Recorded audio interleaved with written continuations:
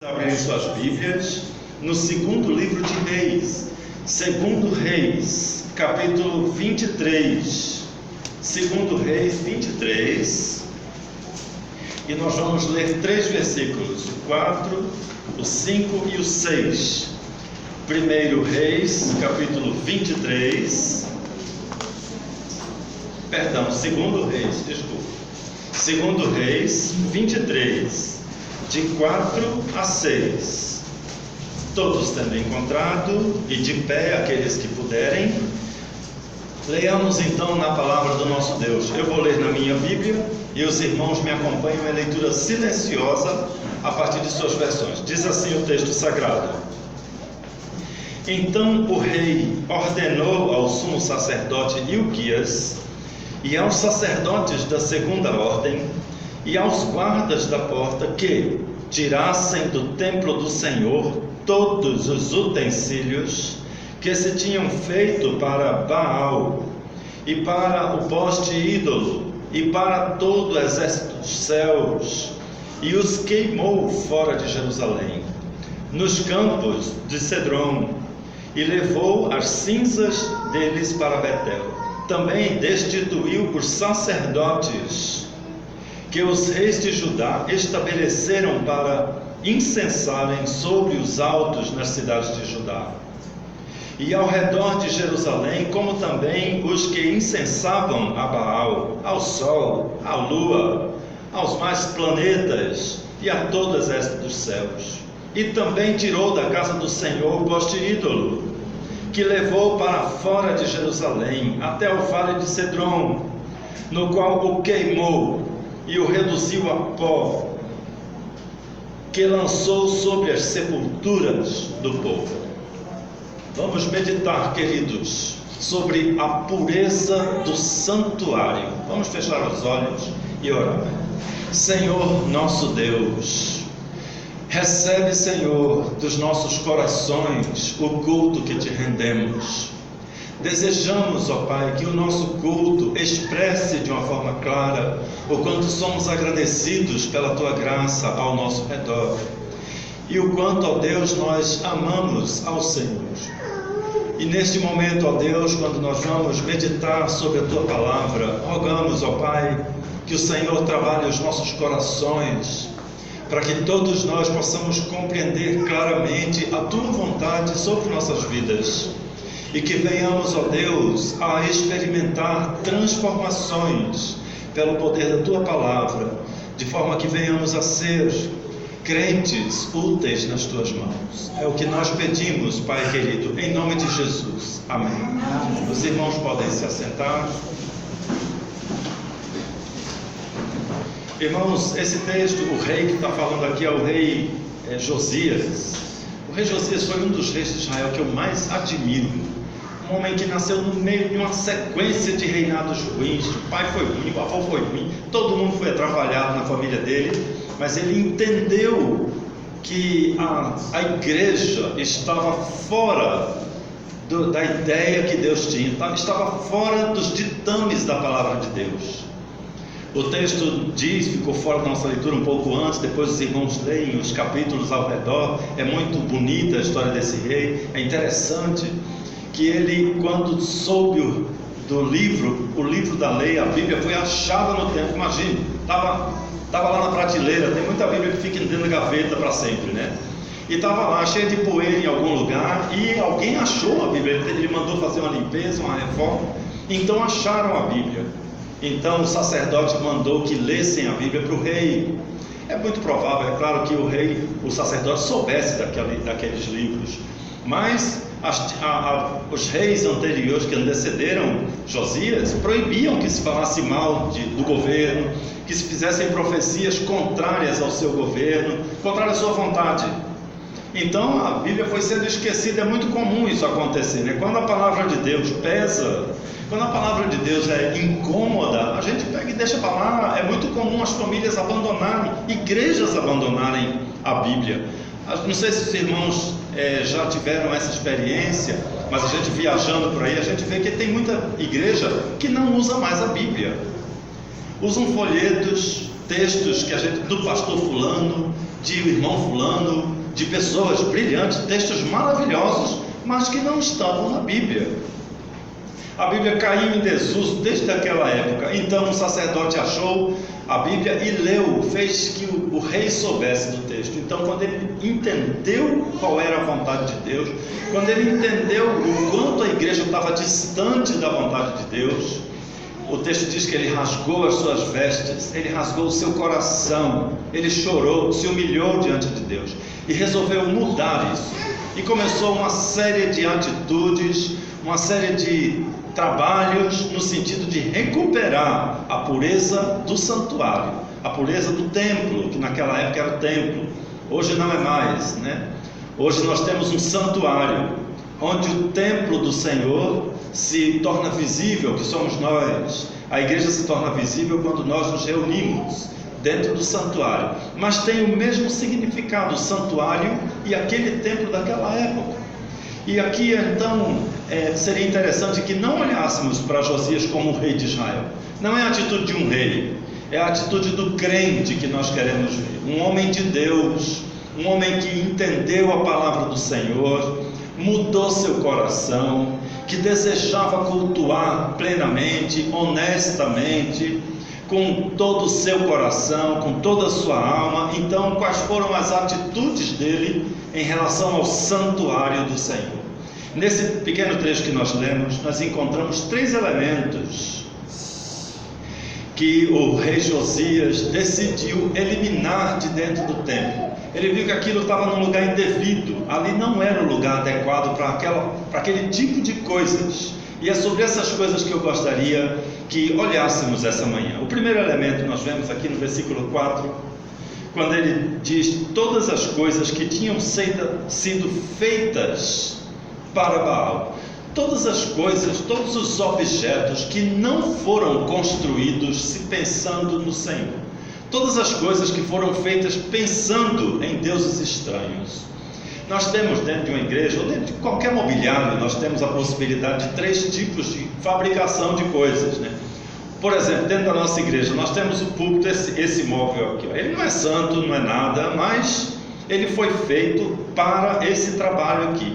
Ele não é um aproveitamento de um móvel, de uma coisa, não. Ele foi trabalhado, o marceneiro mediu, calculou e planejou esse móvel para a igreja. Então é a primeira categoria do mobiliário que temos dentro do santuário.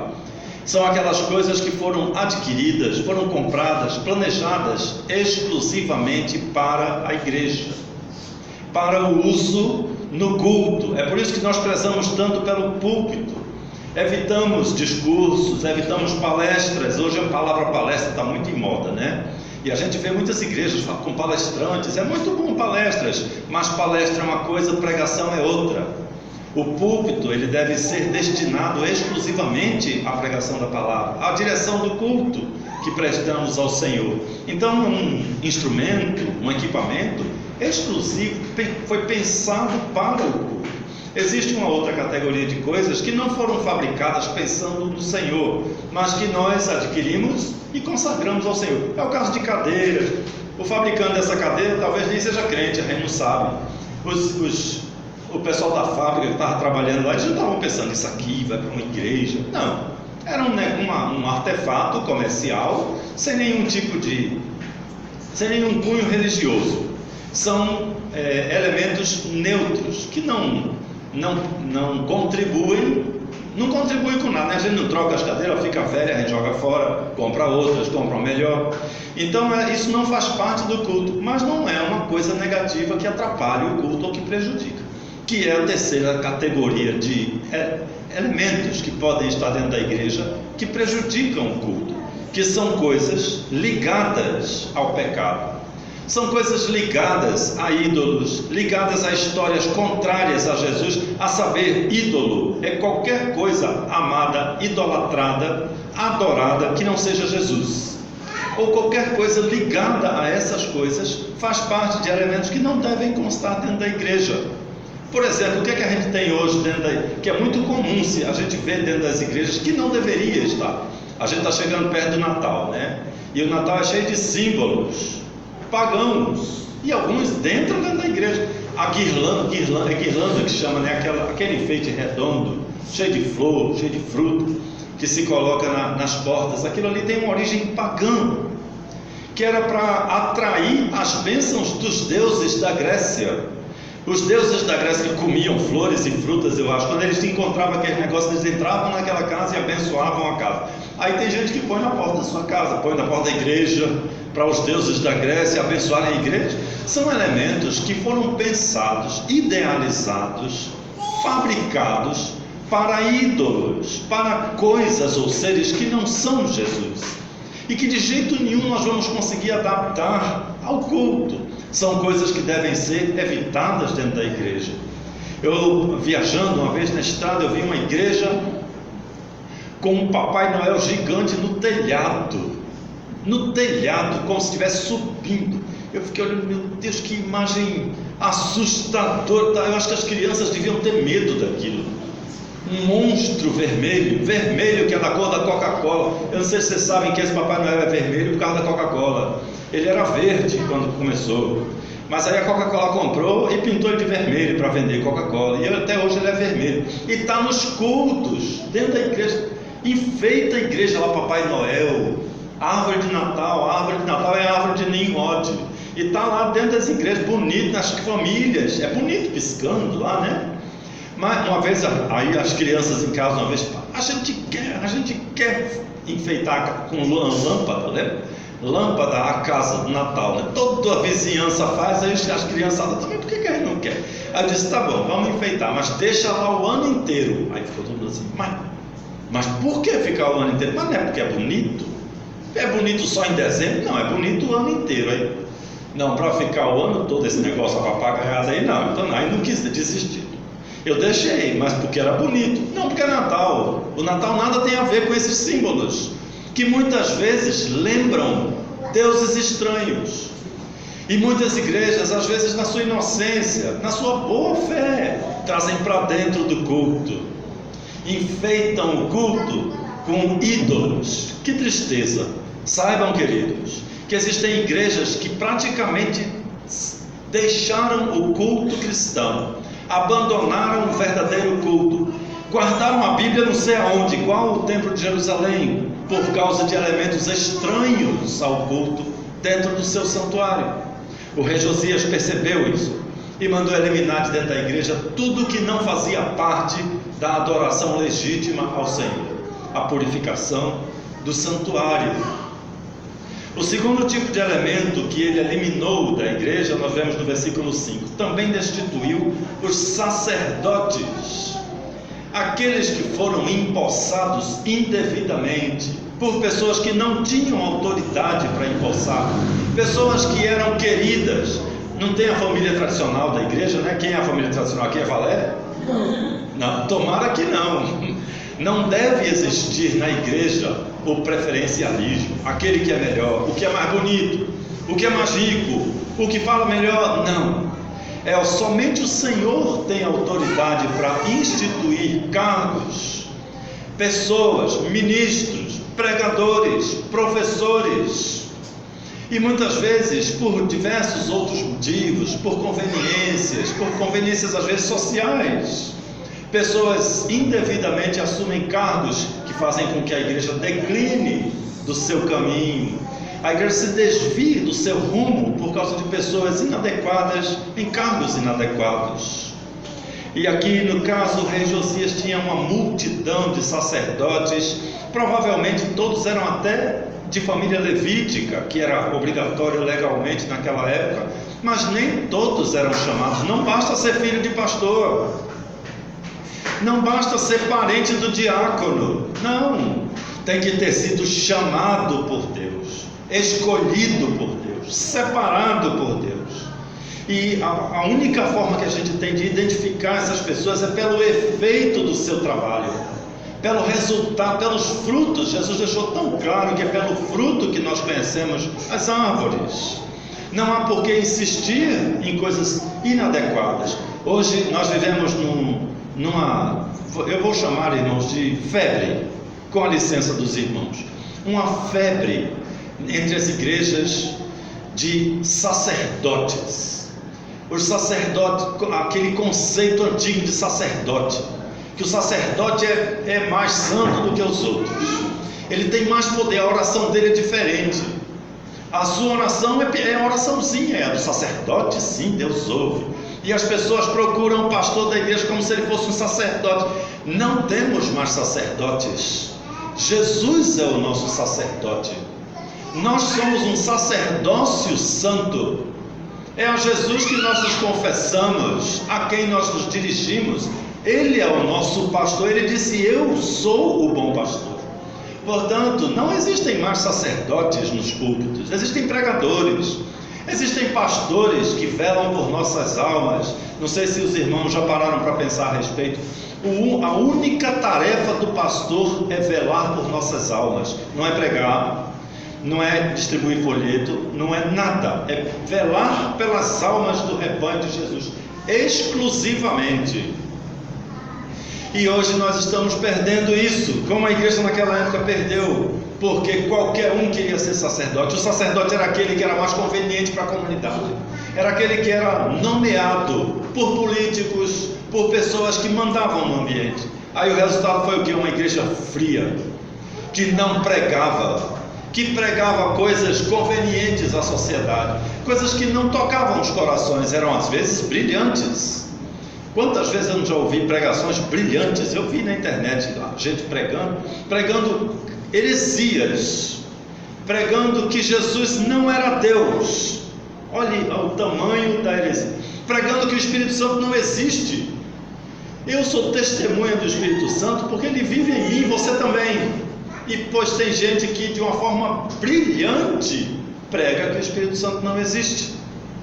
Prega que não precisa pregar o Evangelho, porque existe uma tal de predestinação que diz que alguns nasceram para ser salvos, outros nasceram para ir para o inferno. Deus criou alguns para ir para o inferno.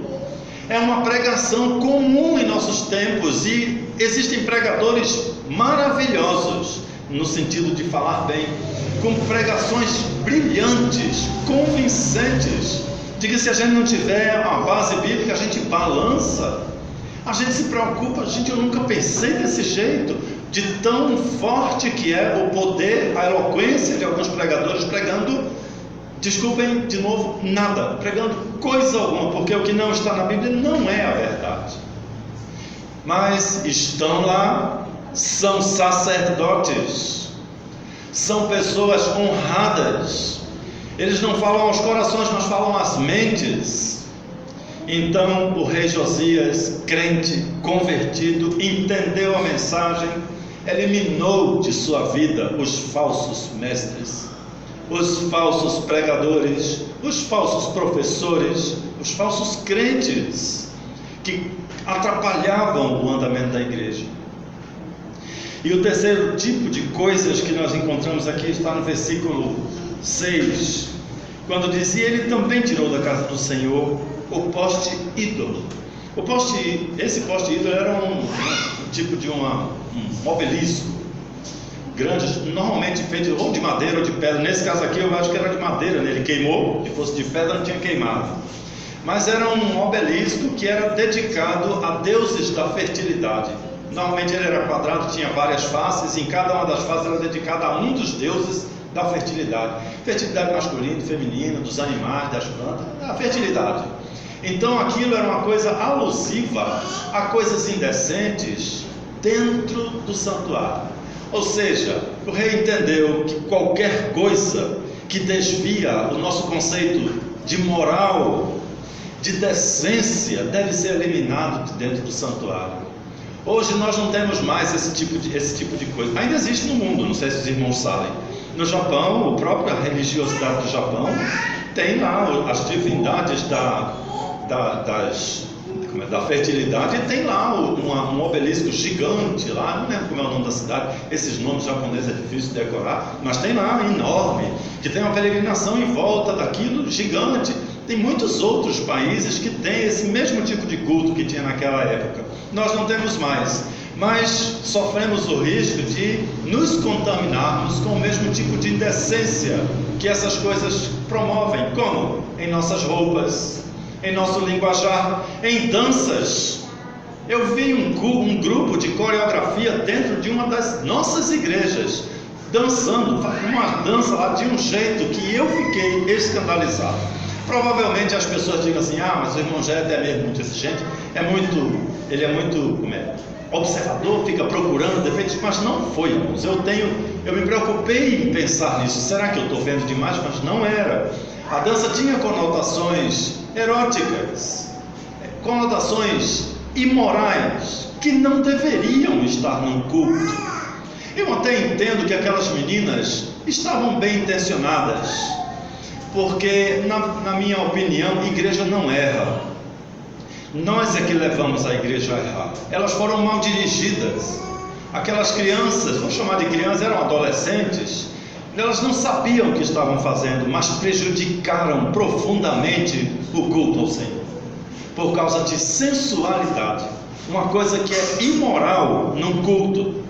O rei Josias entendeu que aquelas imagens não condiziam com a beleza da santidade de Deus que nós queremos dentro da igreja, a beleza da santidade do Espírito Santo que eu e você testemunhamos existir. Então nós queremos também que dentro do nosso santuário as coisas sejam compatíveis com a presença de Deus, sem nenhum tipo de adorno que lembre deuses estranhos, porque Deus não gosta disso. Ele sente ciúme, diz a Bíblia, ele não repudia coisas que lembram deuses estranhos. Ele repudia falsas pregações, falso sacerdócio. O sacerdócio hoje na era da graça é o sacerdócio santo, que somos eu e você. E Deus não suporta indecências ligadas ao culto que nós prestamos a Deus. Portanto, queridos, o nosso desafio em conduzir a nossa igreja como nós queremos que ela seja reconhecida como a casa de Deus, a casa, o prédio onde se reúne a igreja de Jesus, depende da nossa observância, do nosso zelo, do nosso cuidado. Quando Jesus expulsou os que faziam comércio dentro da igreja, os textos bíblicos fazem uma alusão à profecia que dizia que Jesus tinha o zelo da casa do Senhor. Ele cuidava dos pequenos detalhes do lugar onde nós reconhecemos ser o nosso lugar de culto, um lugar que nós queremos que seja associado à santidade de Deus. Aqui não é um lugar santo, mas eu e você queremos que o mundo reconheça que aqui ocorre um momento santo, onde o povo de Deus se reúne para prestar culto ao Deus Santo. Então, queridos, sejamos todos vigilantes, rigorosos, preocupados com todos os elementos dentro do santuário da casa do Senhor, do santuário da igreja de Jesus que somos nós. Então que o Senhor abençoe a sua palavra aos nossos corações e nos transforme cada vez mais em guardiões rigorosos da beleza da santidade que necessitamos neste lugar. Vamos orar? Vamos ficar de pé mais uma vez para falarmos com o nosso Deus. Senhor Deus, nós entendemos, ó Pai, a imensidão da Tua santidade. Sabemos, Senhor, o quanto somos imperfeitos, o quanto somos pequenos. Sabemos, ó Pai, das fragilidades do nosso culto, da nossa igreja, dos nossos corações. Mas, ó Deus, veja, Senhor, em nós o nosso desejo, a nossa intenção de sermos santos por causa da Tua santa presença. Veja, Senhor, o quanto nós queremos transformar a nossa congregação num lugar de culto santo ao Senhor. Trabalhe, ó Deus, nas nossas vidas, nos nossos corações, para que todas as nossas atitudes, decisões, para que todas as nossas ações sejam, ó Deus, compatíveis com a beleza da Tua santidade neste lugar. Te agradecemos, Senhor, pelos Teus conselhos e pedimos que o Senhor consolide em nossas vidas as Tuas verdades. Abençoa-nos, ó Deus, no restante desta manhã. Abençoa a nossa EBD que se iniciará logo mais. Usa-nos, ó Deus, durante todo este dia. É o que nós te pedimos em nome de Jesus. Amém. Os irmãos podem se assentar.